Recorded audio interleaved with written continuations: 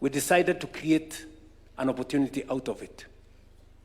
Today we have a broad-based government with our friends, the ODM party, and we have agreed that this broad-based has worked. Has it worked or has it not? Ule Mbadi si anaeleza maneno ya bottom up kuliko wengine wetu hapa? Ama? He's done a good job, right? And all the other members of ODM who have worked with us in government. And it is said, if it is working, don't fix it. Sindio? So what we have agreed with the leadership of ODM, that let us explore the option and the opportunity of having a coalition going into the next election. And it is because we want to broaden our base. Listen to me, guys. This election in Akuja, we want to win by a margin of between 2 and 3 million. Mnanisikia? Wacha nirudie. This election, the last election, we won by a margin of 200,000. 200,000. This election, we must win by a margin of 2 to 3 million. Ndio tuunganishe Kenya, tutembee pamoja. And I am very clear in my mind, there is a reason, there is justification for us to consolidate the country into one.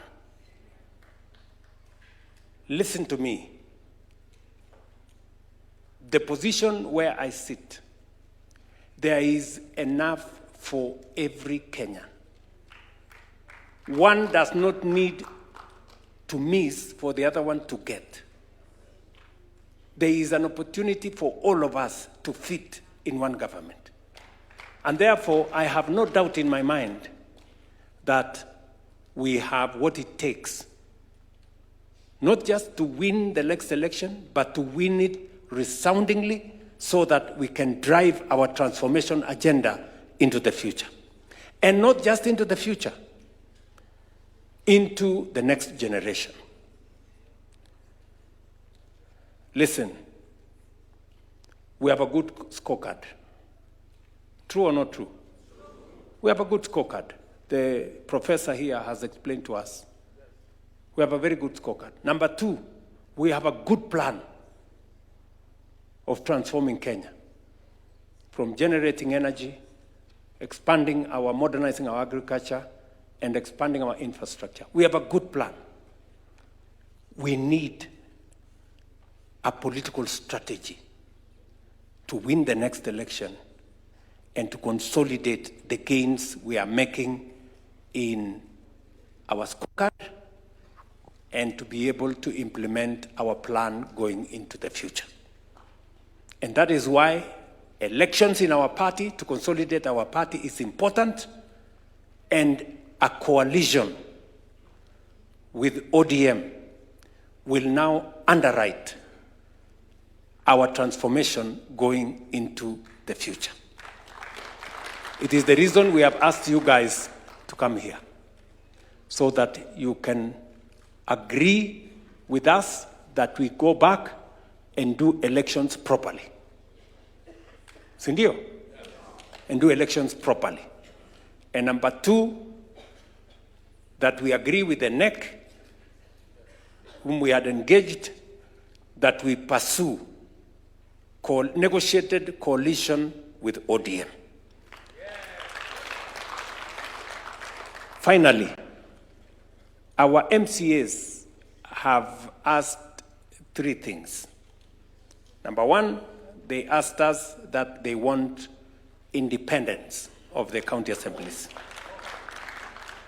I have signed the law, the bill into act.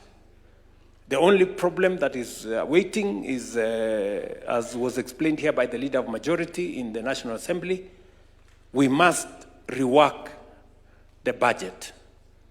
And it is not possible, Kiruga. I know you said it must be done immediately, which is okay. We see your passion for it.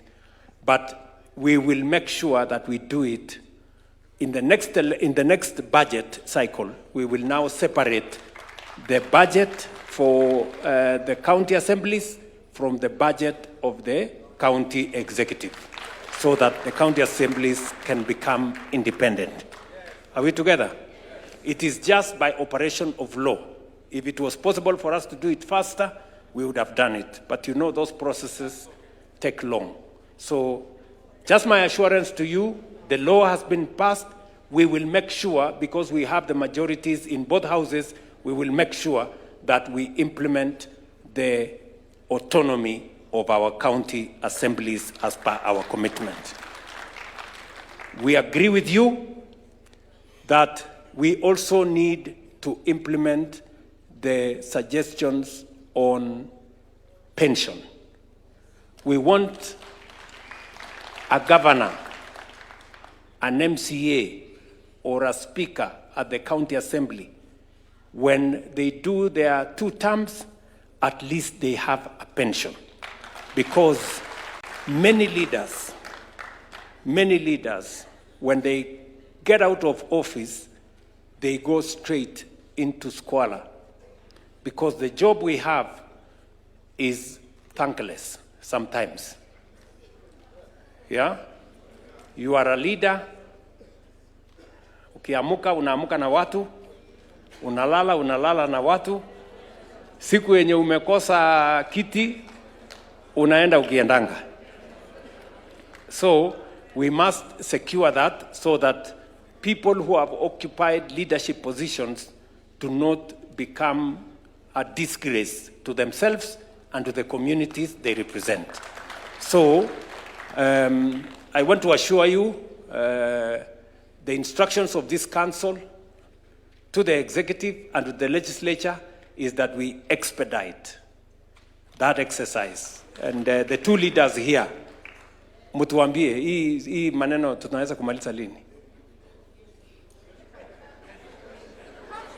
In the next, what? Can we give it 90 days, 120 days? The budget process. Okay, so let's do this. Because it involves money, and we have agreed that as a council, we model it the way members of parliament wanafanya. It is contributory. Sindio? The same way the one for National Assembly and the Senate is contributory. So the MCAs also want to, it to be the same as the one for members of parliament. Let it be contributory. And by the next budget, we must implement the pensions for our county assemblies, speakers, and governors. Tumekubaliana hiyo? Sindio? And we want it to be reflected in our resolutions. That is what the... and then number 3, we have also... we have also recommended that the NADCO report be expedited. The 2 houses should expedite the NADCO report so that NGCDF is properly secured in the Constitution, that the oversight fund of Senate is also protected in the Constitution, and the National Government Affirmative Action Fund by our women reps is also put in the Constitution. And number 4, our ward fund is also secured in the Constitution. That forms part of the resolution of the National Governing Council.